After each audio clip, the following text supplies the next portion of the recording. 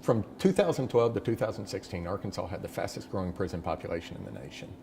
And what we saw was cascading consequences of this incarceration was that we saw about the same growth curve in foster care. And so as individuals were being put into prison, it affected the family. And as adults went to prison, the children were coming into foster care. And so at that time, the governor called the community to respond. We have a crisis of our families, Arkansas families. We've got crisis within the community. We've got cascading consequences affecting our schools.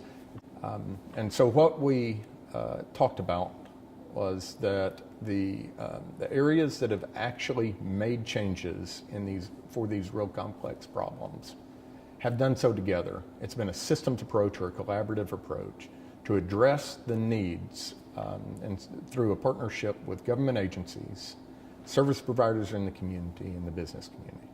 So really the goal and the thought has been we need to help families move from crisis to career. And so in that, it takes a community. And to be able to organize that kind of work takes some additional help. You almost need a backbone organization. So that is what Restore Hope is. It provides technical assistance, backbone operations for a community that actually wants to reduce incarceration and deal with the rising foster care issues. And so we've launched 3 different programs. And we started with Reentry. And the Reentry program started in 2017, and so we've got some good data on that. And it was a partnership between the ACC, the ADC. Restore Hope provided some coordination and some technical assistance. A service provider, Harbor House, provided drug and alcohol counselors. Adult Ed provided services for GED and job placement, and Goodwill in places. Goodwill has been a wonderful partner for employment and immediate need services. And what we can tell you is that program has proved that coordination works and it has impact. We have seen a reduction in recidivism for that group of people. We've seen an increase in the full-time employment rates. And so we proved concept on the theory and the practice of partnering to address these issues. Also in 2018, we were a part of what we call an alternative sentencing program. This is really an effort in multiple courts. There are 4 courts doing this now around the state of Arkansas. This was an effort to prevent incarceration on the front end. And so if you look at someone who is doing time in prison as a felon, usually they have business in a district court, a misdemeanor court, prior to being convicted of the first felony. And so our thought was if we could partner with the district court judges and their probation officers to provide services and incentive for individuals to instead of doing kind of community service as normal and paying their fines, to come in and invest in themselves in education and counseling, that we could see better outcomes.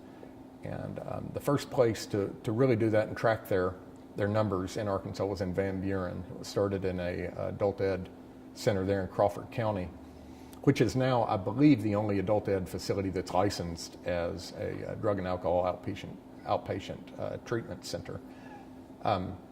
They brought in the first 12 months in their alternative sentencing program, they brought 425 individuals in, 50% completed successfully the demands of the court, and of that group, they're estimating a savings for just direct jail cost of several $100,000 and an estimated prevention of felonies of 10 to 11 felonies, which is many more hundreds of thousands of dollars of time. The full-time employment rate for that group increased over normal by 15%. So we're seeing real impact for very little cost. It's just really coordination of services that already exist, but doing it in a very different way for better outcomes. We call that collective impact.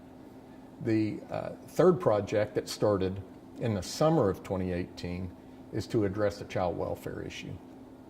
So we partnered with the community in Van Buren and Fort Smith, where the child welfare crisis in Arkansas is the worst. We've put over 20 service providers together. They've been meeting in committees for 6 months to launch a program that would help move 100 families with DCFS cases open from crisis to career.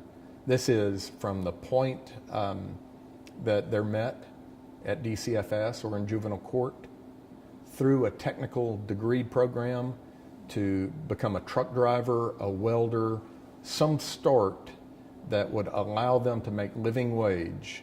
And to get there, they have to pass through a set of services that are collaborative that would lead them to stability. And all of this is done by true objective assessment, professional assessment, and delivered by a very large group of people. It's almost, as I think about it, it's almost like a symphony orchestra. The number of players are very complex. The reason that this doesn't happen is because everyone works in their silo and they do the best job they can within their silo. They will make referrals out, but they really don't know what the resulting referral, what the results of that referral were. Did they show up? Did they continue to show up? Are they receiving the help? Is there any way that we could collaborate? And then you start to add a few more of those in there. It becomes so complex that unless you were to bring some additional people, we just call them case managers, and a system to coordinate that, it's very unlikely to happen. And so we've done that, and we're seeing the outcomes of it in these 3 different project expressions: reentry, alternative sentencing in district court to try to prevent incarceration, and now a program called 100 Families that launches community-wide on February 25th in the River Valley area.